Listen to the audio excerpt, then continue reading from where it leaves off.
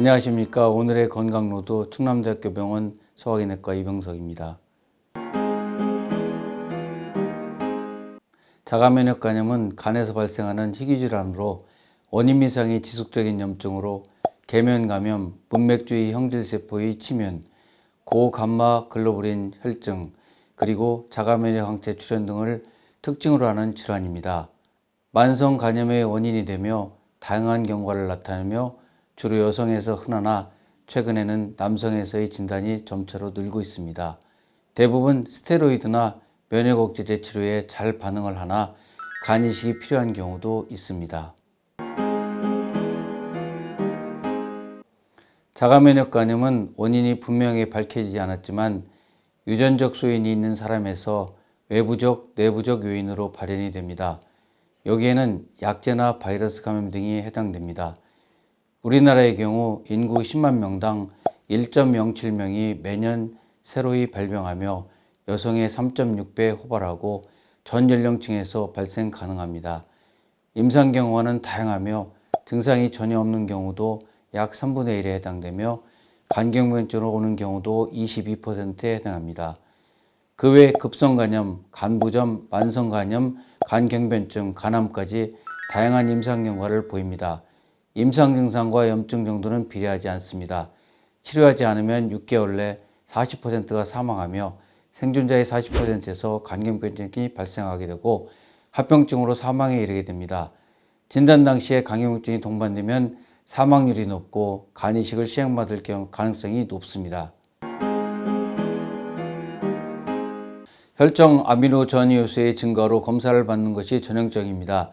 혈중 간 효소치가 상승하는 약물 유인성 간염, 알코올성 간질환, 바이러스에 의한 간염, 특수 바이러스에 의한 간염이나 wilson병, 지방간질환, 대사질환, 허혈성 간염이나 급성 담도폐색 등의 다양한 근만성 간질환을 배제하는 것이 진단에 있어서 가장 중요한 일입니다.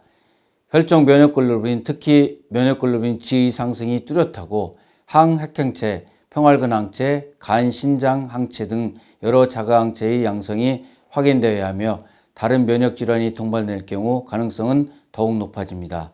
일반적으로 자가면역성 간염이 의심되는 경우 조직검사를 통해 정확한 진단과 염증의 정도 등을 확인해야 되며 이를 근거로 치료를 시작을 하게 됩니다. 전형적인 간 조직검사의 소견으로 계면간염, 심한 임프구 및 형질세포의 침인이 전형적이며 진단이 불확실한 경우에는 국제자가면역성 간염연구회에서 만든 점수제를 이용하여 진단을 하게 됩니다. 자가면역 간염으로 진단되었다고 모든 환자를 치료하는 것은 아닙니다. 자연 관해에서부터 급성악화, 관해 후 활성화 등 다양한 경과를 가지므로 지속적으로 환자의 상태를 모니터링합니다. 환자의 연령이나 기저질환, 염증의 정도 등이 치료를 시작하는 데 참고해야 될 요인들입니다. 치료의 적응증으로는 혈중 ALT치가 정상 상한치의 10배를 초과하거나 혈중 ALT치가 정상 상한의 5배 이상이면서 혈중 감마글로불린이 정상 상한의 2배 이상이면 조기 사망 가능성이 높아 반드시 치료하도록 권고하고 있습니다. 조직검사에서 심한 염증이나 조직괴사가 확인되면 5년 내 82%가 간경변증으로 진행하고 45%의 환자가 사망하므로 절대 치료 기준으로 정하고 있습니다. 치료는 스테로이드 단독요법이나 스테로이드와 면역억제제의 병합요법을 할 수 있습니다.